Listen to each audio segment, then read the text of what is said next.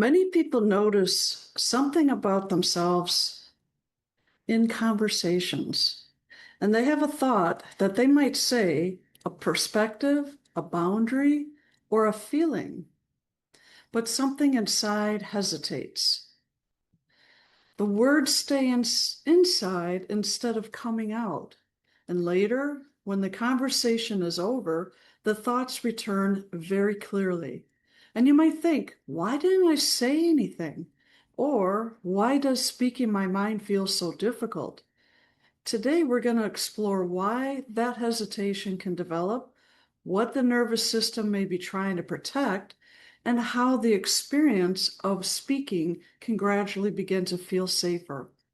Speaking your mind seems simple on the surface, but for many people,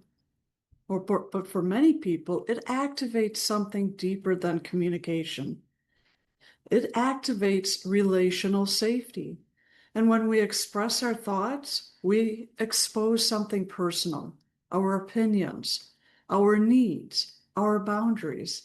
And if earlier experiences taught the nervous system that expressing those things led to tension, criticism, or rejection, the body may begin to associate speaking with risk. So instead of moving forward with expression, the system pauses. The pause can appear as hesitation, silence, or holding thoughts back. So, to understand why that happens, we first need to look at where the pattern often begins. Now, our sense of safety around speaking begins forming very early in life. In some environments, children learn that expressing themselves leads to curiosity and discussion. But in other environments, expression may be met with something different, maybe dismissal, criticism, interruption, or emotional tension.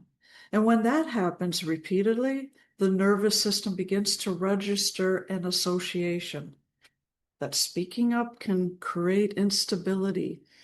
Even subtle reactions can shape this learning. A raised eyebrow, a sudden change in tone, a conversation that quickly shuts down. And then over time, the body begins anticipating those responses. So before words even leave your mouth, your system may quietly ask, will this cause tension? That question can create hesitation long before the conscious mind has fully processed the situation. And from the outside, it may look like something or someone is simply quiet. But internally, the nervous system may be evaluating whether speaking is safe.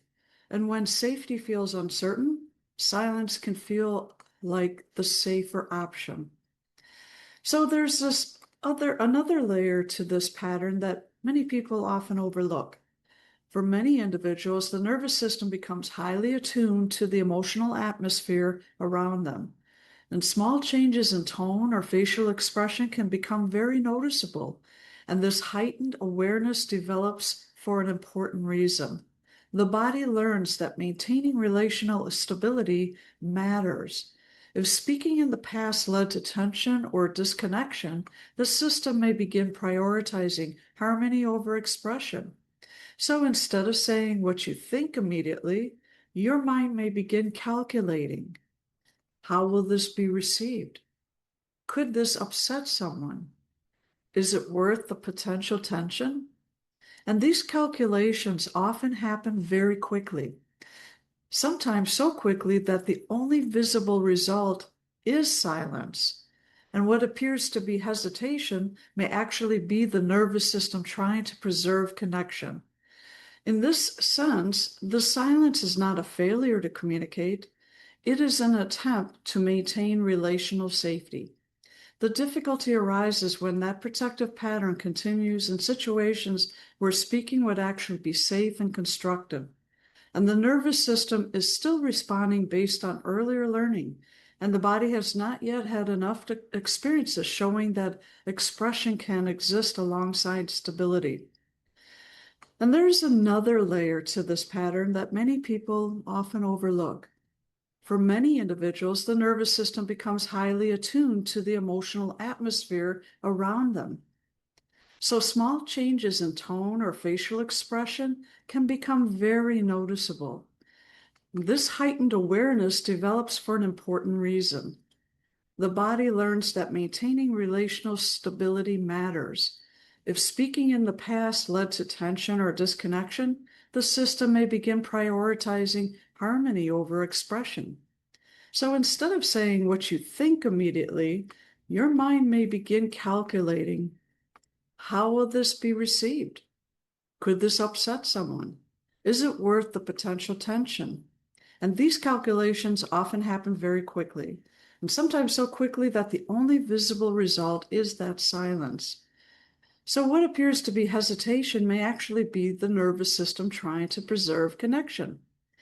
In this sense, the silence is not a failure to communicate, it is an attempt to maintain relational safety. The difficulty arises when that protective pattern continues in situations where speaking would actually be safe and constructive. And the nervous system is still responding based on earlier learning. And the body has not yet had enough experiences showing that expression can exist alongside stability. Now, the process of rebuilding voice safety usually begins with awareness rather than force. So, trying to push yourself to speak more quickly often increases pressure. So, instead, the first step is noticing when the hesitation appears. And you might notice a moment where you begin to speak and then stop, or where you internally edit your words before they leave your mouth. So simply recognizing that moment creates space. And then from there, small experiments can begin. So instead of immediately expressing everything you are thinking, you might start with smaller statements. For example, I'm still thinking about that. Or I have a slightly different perspective. And these kinds of phrases allow expression to begin without requiring full confrontation. And then over time, each experience where expression does not lead to instability helps the nervous system update its expectations. The system begins learning something new. Speaking does not always lead to tension.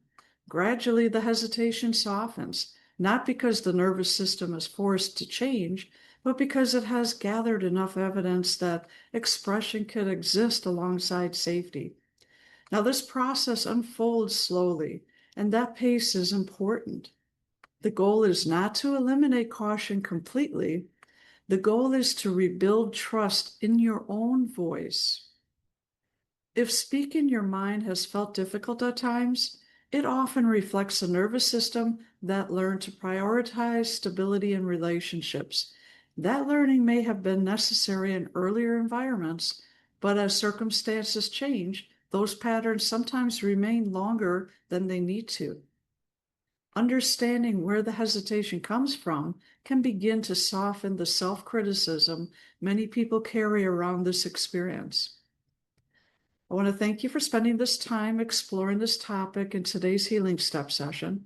Now, if this conversation prompted reflection about your own patterns around expression and you would like a calm place to explore those patterns more personally, I can offer healing clarity sessions. And these are gentle one-on-one conversations. And they're here to help you. So just as a steady space is what they are, to understand how patterns developed and how new responses can gradually emerge. Now, if that feels helpful, you can learn more through the link below.